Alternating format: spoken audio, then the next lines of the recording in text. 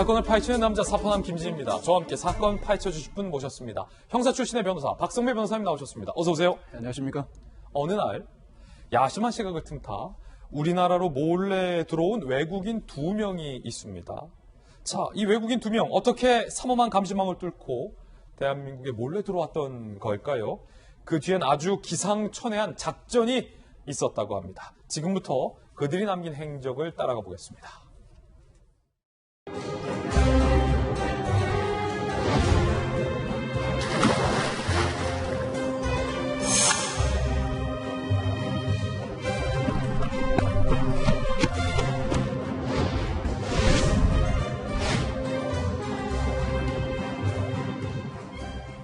오늘은 찰나의 순간을 포착한 어떤 CCTV와 그 장면을 중심으로 사건을 파헤쳐 보겠습니다. 첫 번째 포착 장면은 바로 이겁니다.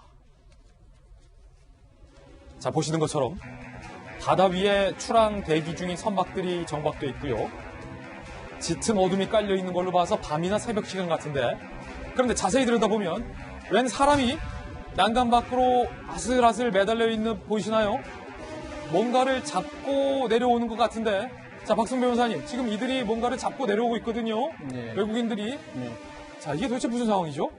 지난 7일 새벽 1시 20분경 부산 감천항입니다. 이 출항 대기 중이던 원양어선 에소에서 외국인 2명이 무단 이탈을 감행하는데 난관에 설치된 고무 호수를 잡고 힘겹게 또 조심스럽게 내려오는 저게 지금 모습입니다. 고무 호수를 잡고 내려오는 거예요? 그렇습니다. 배에서 바다로 바로 뛰어들게 되면 첨벙 소리가 나서 들킬까봐 이러한 행동을 감행하게 된 것인데, 예. 이렇게 바다에 내려온 다음에 이들 2사람이 20분간 헤엄쳐서 빗물 배수관로 입구에 다다릅니다. 사실 이 시간대가 부산 앞바다 만조에 가까워서 지상 부두 1, 2m 아래에 있는 빗물 배수관로까지 바닷물이 차오릅니다. 즉 헤엄쳐서 빗물 배수관로까지 다다른다면 눈에 띄지 않고 지상으로 올라올 수가 있겠죠. 예. 그런데 사실은 이 배수관로에는 철창살이 있습니다. 사람들이 마음대로 안팎을 드나들 수가 없는데, 이 철창살, 파도에 부딪히고 소금물에 부식돼서 일부가 휘어져 있고 이른바 개구멍이 발생돼서 그 구멍을 통해 빠져나갈 수가 있었고, 이러한 사정을 이 2사람은 이미 알고 있었던 것입니다. 야, 이걸 미리 사전에 치열하게 알고서 이 같은 행적을 벌였다. 특히나 바닷물에 첨벙 소리가 안 나게 하기 위해서 고무 호수를 붙잡고 내려갔고, 그리고 배수관로까지 따라갔다. 자, 자세히 한번 보시죠. 지난 7일 새벽 1시 20분 부산 감천항 출항 대기 중 원양어선에서 외국인 2명이 무단 이탈했는데, 난간에 묶여진 고무 호수를 타고 내려가서 20분간 헤엄쳐서 빗물 배수관로 입구로 도착을 합니다. 여기서 두 번째로 포착된 장면이 있습니다. 함께 보시죠. 자, 지금 보고 계신 맨홀입니다. 맨홀. 길 가다가 흔히 볼 수 있는 맨홀인데 뚜껑이 떡하니 열려 있습니다. 그리고 저 아래 뭔가 잔뜩 널브러져 있는 것도 보이는데요. 자, 이게 배수관로랑 어떤 연관입니까? 자, 배수관로에 다다른 이 2사람이 배수관로를 통해서 200에서 300m를 더 나아갑니다. 마침내 한국 바깥에 있는 도로와 인도 사이의 맨홀 뚜껑에 이르게 되는데, 배수관로 기어가서 그 끝이 여기입니까? 맨홀 뚜껑입니다. 드디어 이 맨홀 뚜껑을 열고 지상으로 올라오게 됩니다. 마치 촉보물을 방불케 하죠. 예. 사실 맨홀 뚜껑은 작업을 위해서 사람들이 오갈 수 있도록 만들어둔 장비인데, 그 장비를 용도에 맞게 사용한 셈이 되죠. 그런데 심지어 이 2사람이 이 맨홀 뚜껑 안쪽에 기존에 자신들이 입고 있던 옷을 버려둡니다. 예. 그리고 물에 젖지 않게 비닐봉지에 싸둔 새로운 옷을 입고 지상으로 올라오게 되는데, 기존에 입고 있던 옷을 그대로 입고 지상으로 올라온다면 자신들의 신원이 발각될 것을 우려했기 때문입니다. 와, 아니 간첩입니까 뭡니까? 잠시 후에 정체 한번 밝혀보기로 하고 맨홀을 통해서 나왔다는 건데, 그 말씀은 지금 사전에 갈아입을 옷을 준비하고 자신의 옷은 버리는 치밀한 작전을 미리 세놨다는 얘기예요? 그렇습니다. 네. 충격적인데요. 자, 포착된 장면이 여기서 한 장면 더 있습니다. 그들의 종착지가 어디일지도 궁금합니다.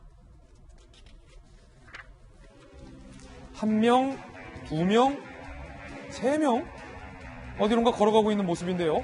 배수관로 안에서 갈아입은 옷이 바로 저 옷이었군요.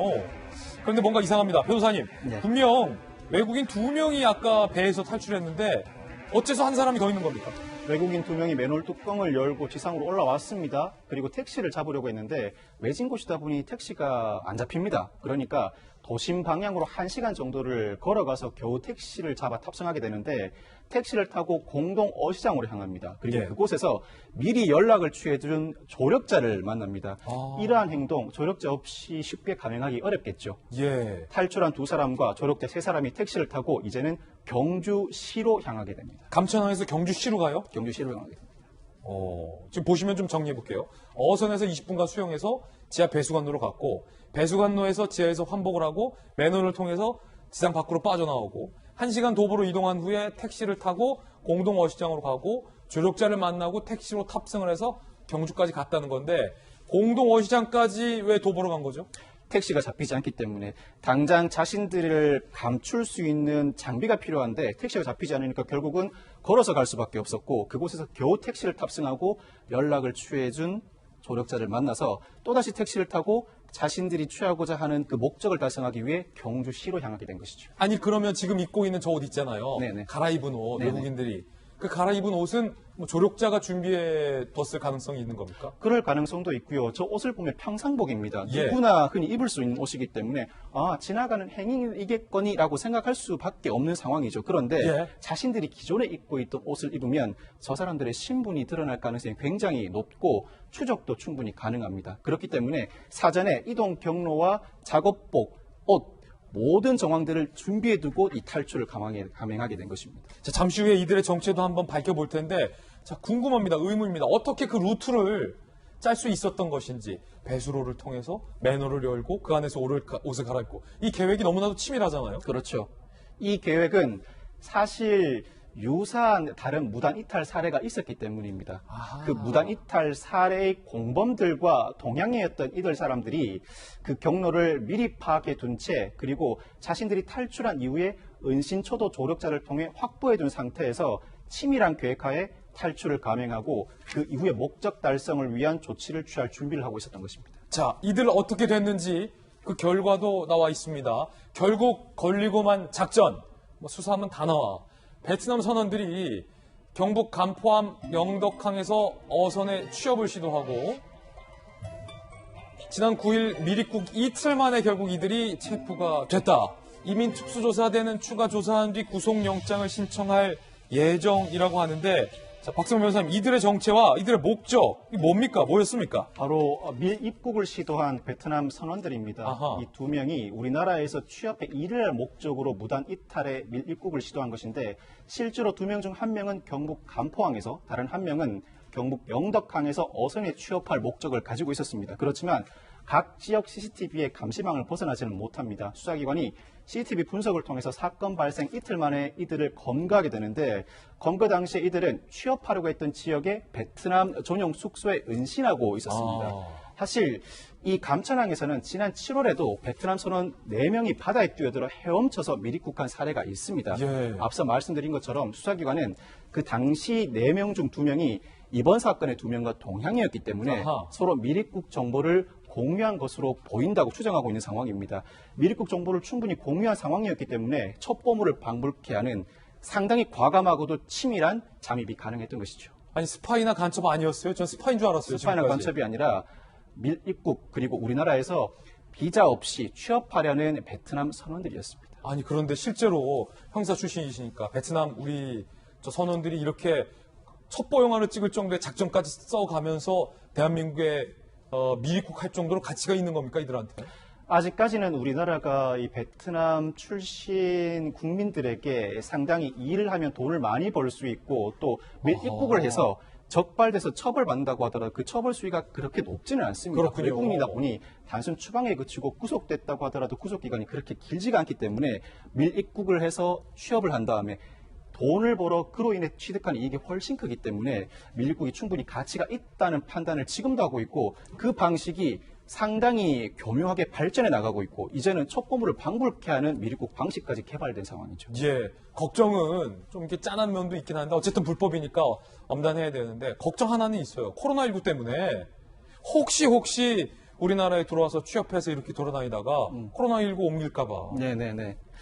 유사한 사례가 반복된다면 관계 당국도 더 이상 변명을 할 수가 없겠죠. 이제는 보안망을 촘촘히 짜야 되는데 네. 말씀하신 것처럼 지금은 코로나19 사태입니다.